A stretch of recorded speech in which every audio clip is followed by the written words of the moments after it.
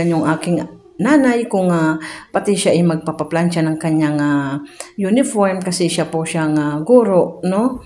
Kaya yan po guys, ang aking ginagawa for today.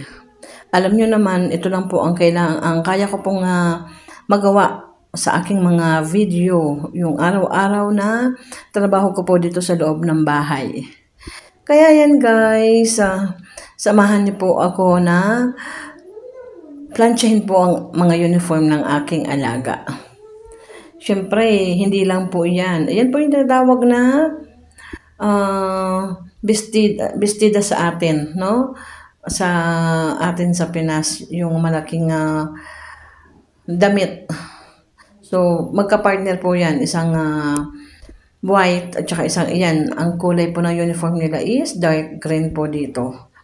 So, ayan po.